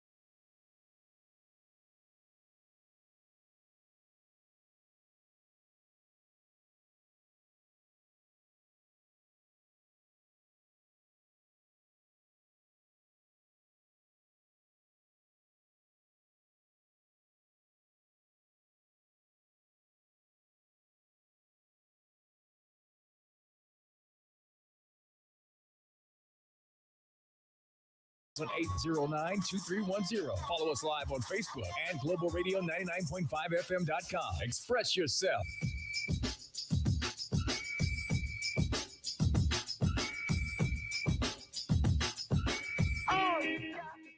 We're back. This is Professor Sidney McGarta Walter Thompson on the Global Radio Network 99.5 FM. This is the last part of the show. So Bahamians, we want you to get your questions in if you can to our Parliamentary Commissioner for the Commonwealth of the Bahamas, Mr. Harrison Thompson. He has a big job to do. He's taking care of the general election and over 500 polling stations that he will be dealing with. So Bahamians, we want you to make sure you get on the register and participate in the parliamentary process. This is a very serious matter. And do not take it lightly. because many people around the world, by the tens of millions, even scores of millions, do not have the opportunity to participate in the parliamentary process like we do in the Commonwealth of the Bahamas. So let us take it seriously. It is safe. It is in good shape, much better than most nations around the world. In fact, we have a track record that we have set, changing administrations in the Commonwealth without firing one shot. They can't say that. They broke up the whole place. They disagree, they break it up. They don't do that in the Commonwealth. So when you see people like that, you know that ain't no Bahamian. Ain't no Bahamians behave like that. So the thing is, Bahamians, we have to take seriously the process we have and thank God for the peace and tranquility we've enjoyed in the Commonwealth of the Bahamas. Brother Highland. Well, as Mr. Thompson said, your vote is your voice.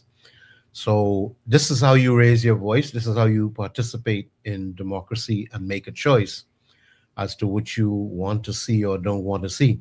So don't be silent and then complain. This is how you can go about changing what you want to see change. Mr. Thompson, tell us about the early polling and the early voting process. Thank you, Mr. Aller.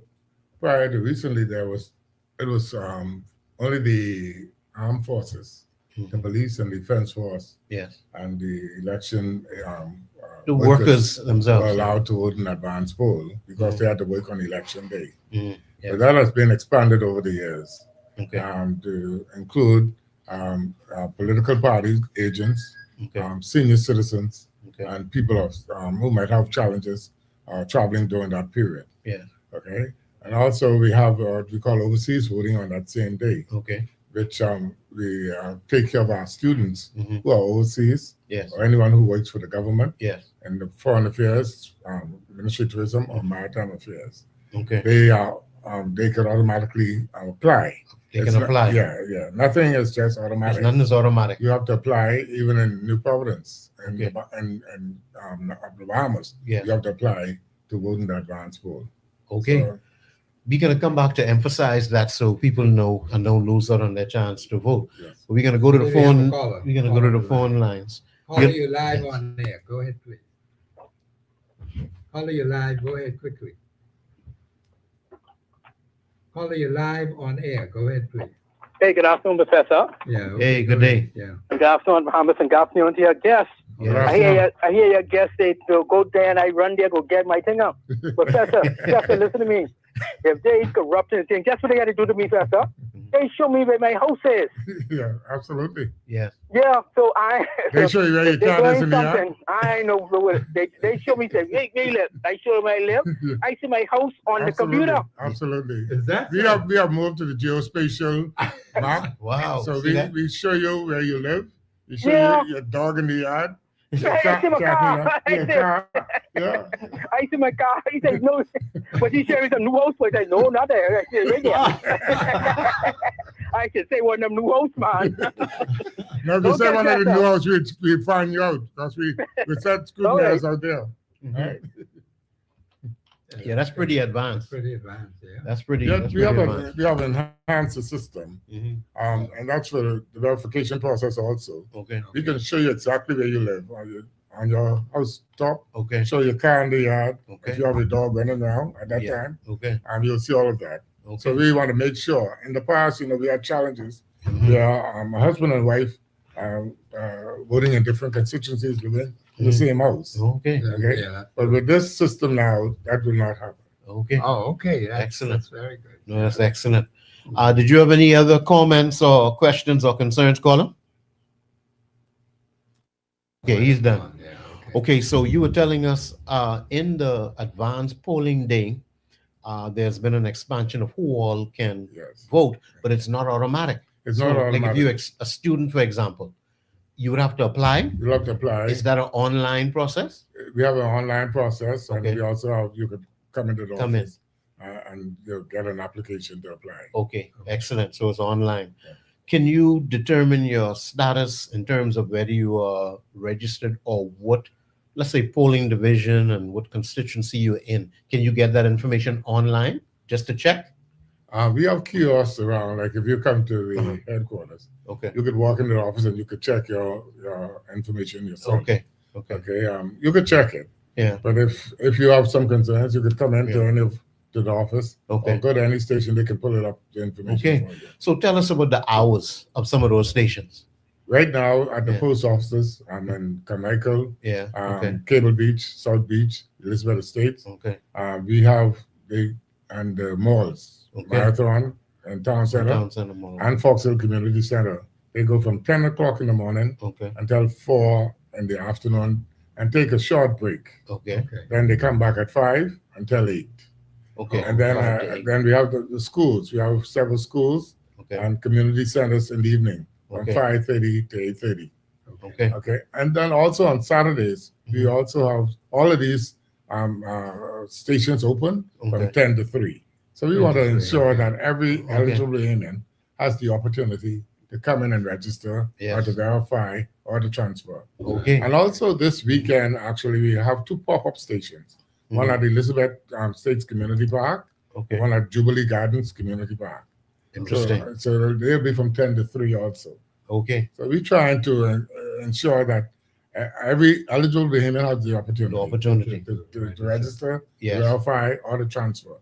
Because there's been a lot of transfers recently. Okay. All right. Make sure they're in the right polling division and right constituency. Definitely. And you told us before that the window is basically 3 months. You would have had to have been in that new constituency 3 months. for at least 3 months. At least 3 months. And then you can basically register, you can register or transfer. as the case might be. Okay, excellent. And then you have the pop-up also, 2 locations this weekend.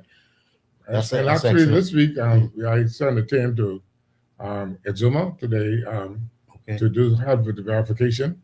And one going to Cat Island on the Thursday. Okay. Then the week after next, we go to Long Island and Eleuthera. So we're trying to make sure we cover the whole Bahamas as quickly as possible. Excellent. All right. Well, Mr. Thompson, I don't think we even told you congratulations yet, because you've been acting parliamentary commissioner for I mean a year or so. It's been a while that you've been acting, but recently we've heard that there's been a permanent.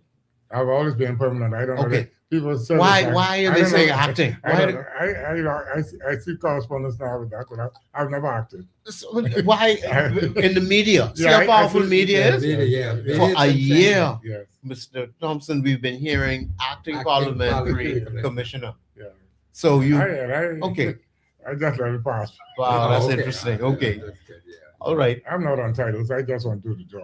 Oh, well, that's good. Speaking of just want to do the job, this role that you're in right now, Mr. Thompson, you had to have been at some level of administration in another area of government. This is not something where you come in as a novice and are elevated to this position. If the truth be told, from 1982, I've been returning officer in every general election except 2021.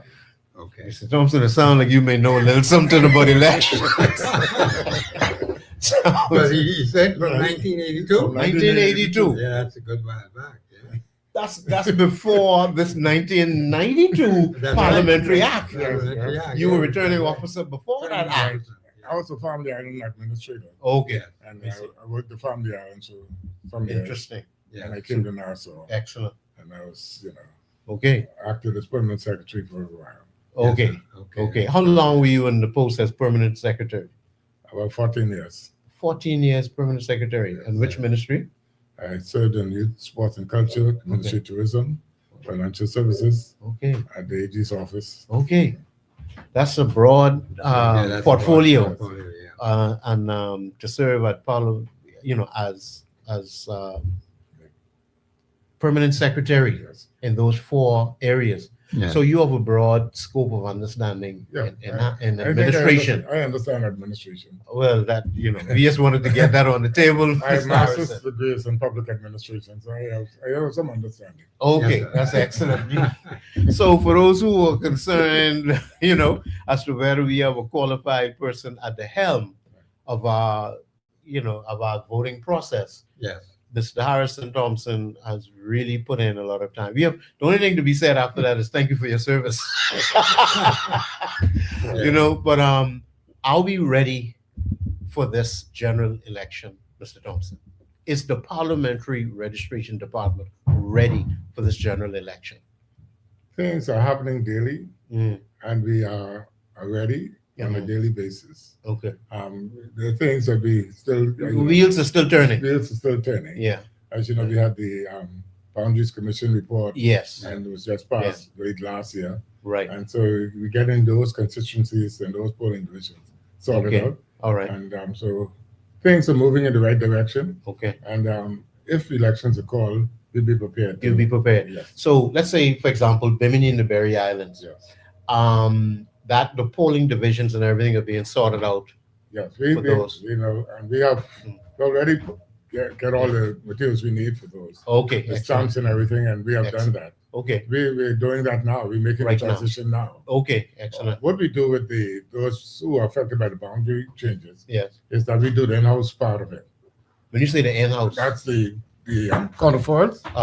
We change the counterfoils and stuff in-house. Okay. Or we invite the voter to come in and bring their card so we could stamp it so they don't have a problem on election day. Okay. Because, you know, they might have been, let's say, in Golden Isles. Yes. And then they move to St. James. Okay. They might still have their cards in Golden Isles. Yes. And they go to the poll on election day in Golden Isles. So we want to avoid that kind of situation. Understood. So we would, in the next week or so, we'll ask them to come in. Okay. To see us so that we can stamp their cards and stuff. Okay. Okay, we do have another caller. Yes. Caller, you live on air. Go ahead, please. Hello? Yes, go ahead, ma'am. Yes, Professor Sidney Thompson. How are you, sir? Yeah, I'm doing okay today. Beautiful. Your co-host, Mr. Hyler, how are you? I'm doing well, thank you. Beautiful. And Mr. Thompson, how are you, sir? I'm in top shape. Excellent. I wish to say several questions, but I know you're short of time. Let's just say a few, maybe two or three. Mr. Thompson, did you just say that you are the actual parliamentary commissioner? Yes, ma'am. Okay. If you could just listen to this for me, please. This is Article 70, subsection 1 of the Bahamas Constitution. It's under Parliamentary Commission. It says that there shall be a parliamentary commissioner for the Bahamas whose office shall be a public office.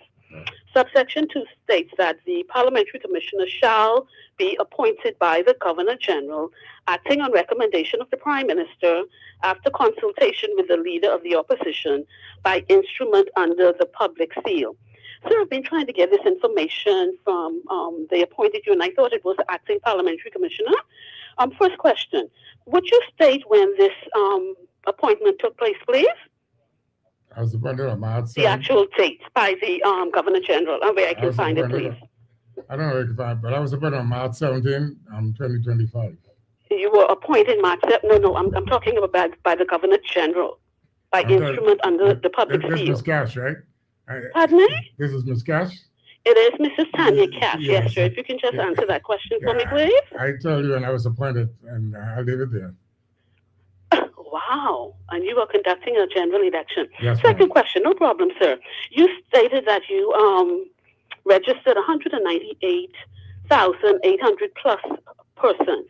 Now, as it relates to the Parliamentary Elections Act, are you able to state for me, please, sir, exactly what was used? What did you use, or the Parliamentary Registration Department used, in order to register these 198,000 plus persons as, Section 11 of the Polling Division of the Parliamentary Elections Act?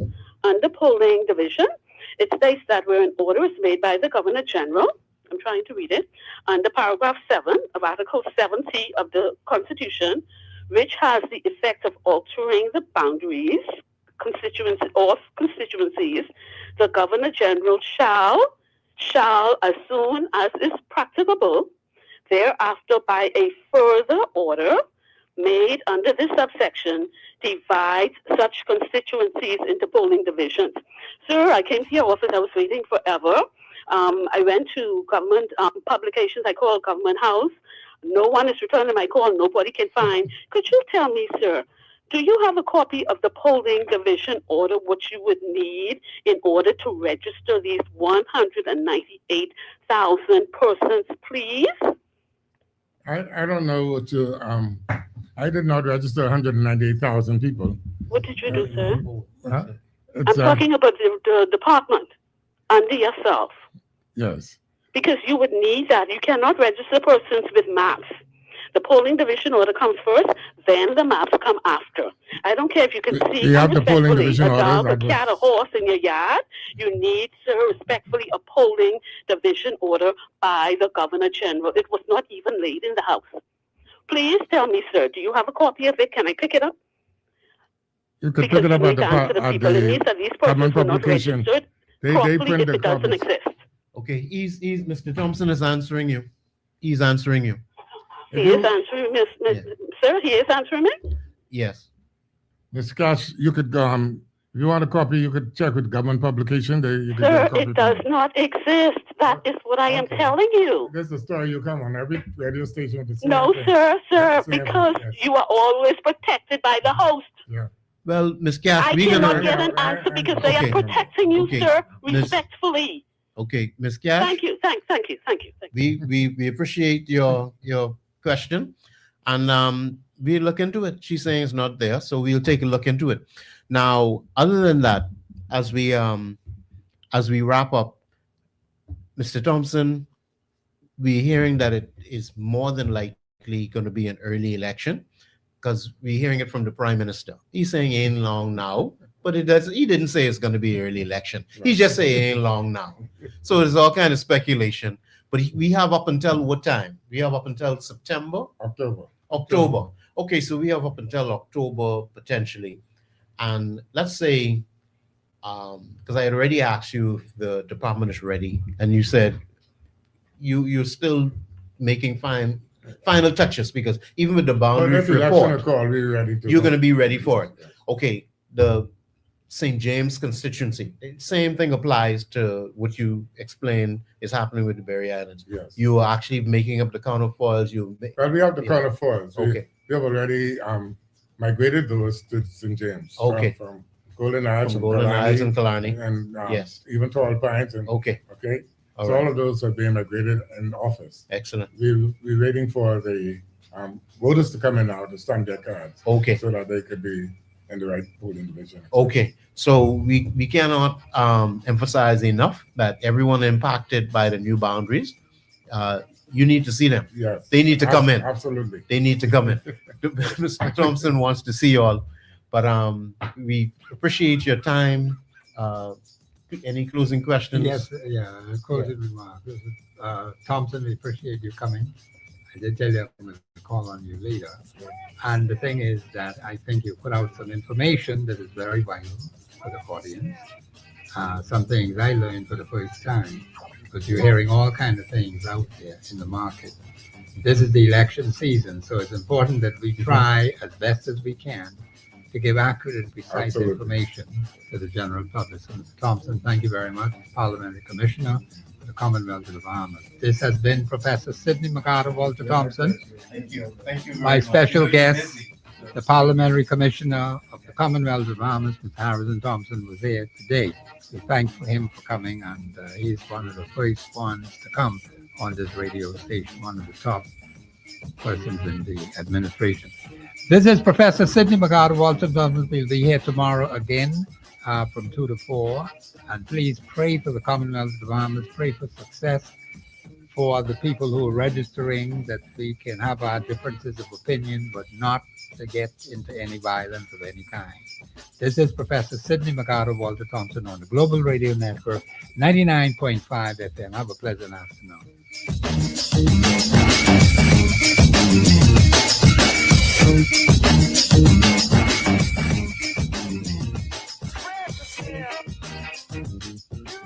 Global 99.5 FM reminds our listeners that the views and opinions expressed on this show are those of the host and guests and not necessarily the opinions of the owners of Global Communications Network and the operators of this radio station. This is